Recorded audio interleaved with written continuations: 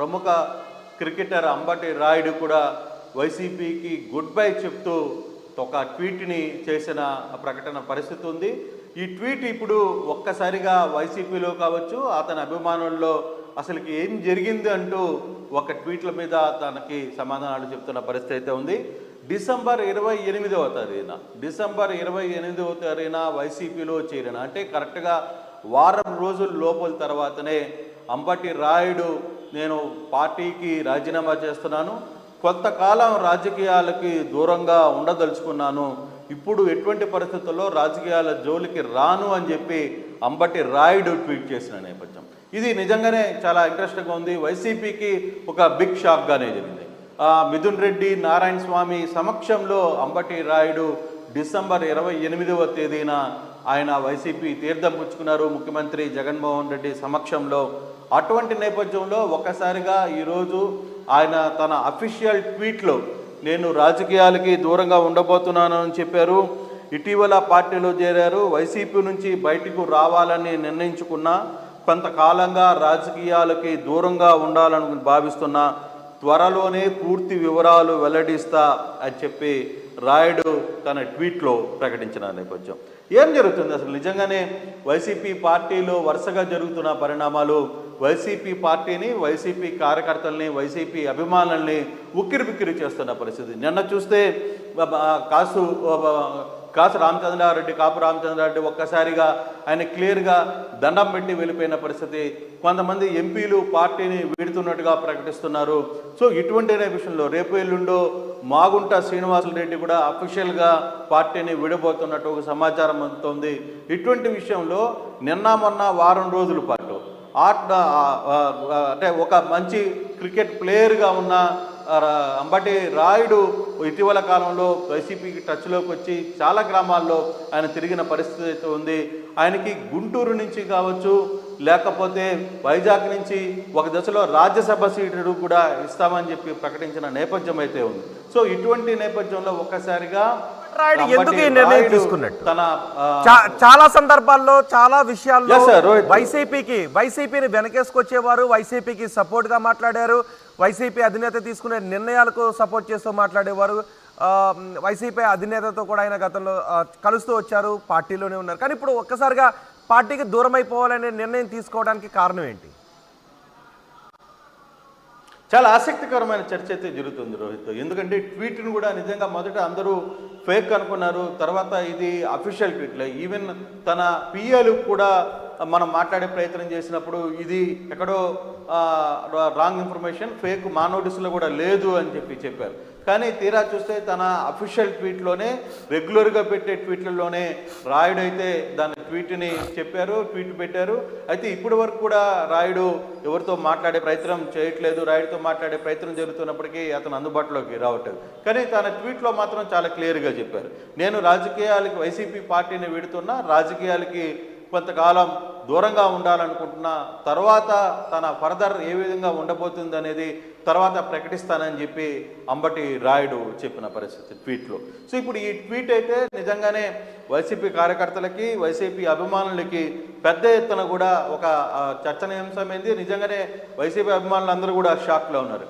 నిజంగానే దాంట్లో ట్వీట్లో కూడా ఏమైంది బ్రో, అసలు ఏం జరిగింది బ్రో అని చెప్పి వైసీపీ క్యాడర్ కావచ్చు, ఆయన అభిమానులు కావచ్చు అంబటి రాయుడిని ప్రశ్నిస్తున్నారు. అంటే అంబటి రాయుడు ఈసారి ఎన్నికల్లో పోటీ చేస్తారు అనే చర్చ కూడా పెద్ద ఎత్తున నడిచింది. అంబటి రాయుడికి ఈసారి ఎక్కడి నుంచి పోటీ చేయడానికి వైసీపీ అవకాశం కల్పించట్లేదు అని భావించుండొచ్చు, అందు గురించి వైసీపీ నుంచి బయటకు వచ్చేయాలని నిర్ణయం తీసుకున్నారు అనుకోవడానికి. ఖచ్చితంగా ఎందుకంటే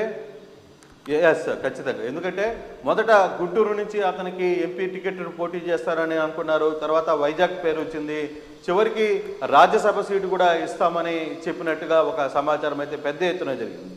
కానీ ఇప్పుడు ఇవన్నీ కూడా పటాపంచలయ్యాయి. చివరికి అంబటి రాయుడికి వైసీపీ మొండి చేయి చూపించినట్టు పరిస్థితి అయితే కనపడినడుతుంది. ఆ ఇన్ఫర్మేషన్ ఎక్కడో అంబటి రాయుడికి తెలిసి ఉంటుంది. అందులో భాగంగానే ఆయన సడన్గా ఒక వారం రోజుల ముందు అంటే డిసెంబర్ 28వ తారీఖున తన పార్టీలో చేరారు. డిసెంబర్ కంటే ముందు 2-3 నెలల పాటు ఆడుదాం ఆంధ్రాకు కూడా ఆయన ప్రొఫెషనల్ ఇదిగా పనిచేసిన పరిస్థితి.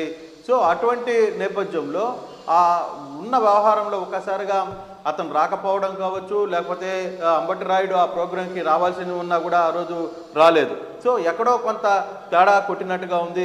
డిసెంబర్ 28వ తారీఖున ఆయన జగన్ సమక్షంలో, మిథున్ రెడ్డి, నారాయణ స్వామి సమక్షంలో ఆయన కండువా కప్పుకున్న పరిస్థితి అయితే ఉంది.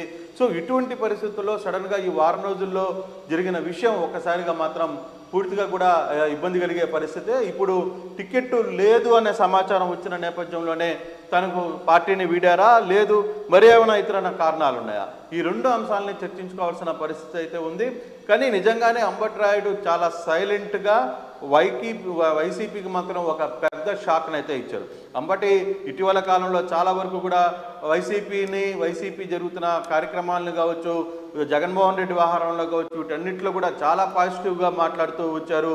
సో ఈరోజు చివరికి తనకి సీటు లేదు ఇతర అంశాలు జరిగా ఏ అంశం మీద అతను బయటకు వచ్చాడనేది అయితే పర్టికులర్గా తెలియలేదు. కానీ కంప్లీట్గా మాత్రం ఈరోజు అతను వైసీపీకి ఒక బిగ్ షాక్ని ఇచ్చాడు. నిజంగా కార్యకర్తలు, అతని అభిమానులు కూడా షాక్లో ఉన్న పరిస్థితి అయితే కనబడుతుంది. రోహిత్ అంటే ఏమన్నారు, అంబటి రాయుడు తీసుకున్న నిర్ణయంపై వైసీపీ నేతలు ఏ విధంగా స్పందిస్తున్నారు?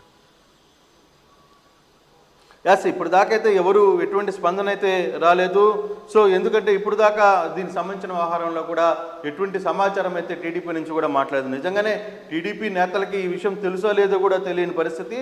కేవలం అతను తన ట్వీట్లోనే ఈ పోస్టుని పెట్టారు. అది కూడా ఫస్ట్ తన పిఏలతో మాట్లాడినప్పుడు మాకు తెలీదు, ఇదేదో ఫేక్ లాగా ఉంది సార్ అని చెప్పారు. అంటే నర్సారావుపేట సీటు కోసమే అంబటి రాయుడు బయటకు వచ్చేసారా? నిజానికి నిన్నటి నుంచి కూడా కొంతమంది వైసీపీ నేతలు అంబటి రాయుడుతో చర్చించినట్టు, అయినా ఆ నర్సారావుపేట విషయంలో అంబటి రాయుడికి కొంచెం చుక్కెదురు కావడంతోనే బయటకు వచ్చినట్టు ఒక చర్చ జరుగుతోంది. నర్సరావుపేటకు సంబంధించి వ్యవహారం చూసుకుంటే బేసిక్గా అక్కడ శ్రీకృష్ణదేవరాయలు ఎంపీగా ఉన్నారు. ఆయన అక్కడి నుంచి పోటీ చేయాలని మొదటి నుంచి భావిస్తున్నారు. అతన్ని మార్చి గుంటూరుకి తీసుకొని వచ్చే ప్రయత్నం వైసీపీ చేసింది. కానీ వైసీపీ ఒకటే వైసీపీకి అతను క్లియర్గా చెప్పారు, నేను నర్సరావుపేట నుంచే పోటీ చేస్తాను, మీరు ఒకవేళ గుంటూరు టికెట్ నాకు కానీ ఇవ్వాలనుకుంటే నేను పార్టీని వీడే పరిస్థితి కూడా ఉంటుందని చెప్పినట్టుగా ఒక సమాచారం ఉంది. సో ఆ నేపథ్యంలోనే టీడీపీ వాళ్ళు కృష్ణదేవరాయలకి టచ్లోకి వెళ్ళిన పరిస్థితి అయితే ఉంది. దాంతో ఒకసారిగా వ్యవహారం కొంత మళ్ళీ నర్సరావుపేట సీట్ని అతనికే ఇవ్వాల్సి వచ్చిన పరిస్థితి అయితే ఉంది. ఆ యాంగిల్లోనే ఈ వ్యవహారం అంతా కూడా జరిగినట్టుగా చాలా స్పష్టంగా కనపడుతుంది.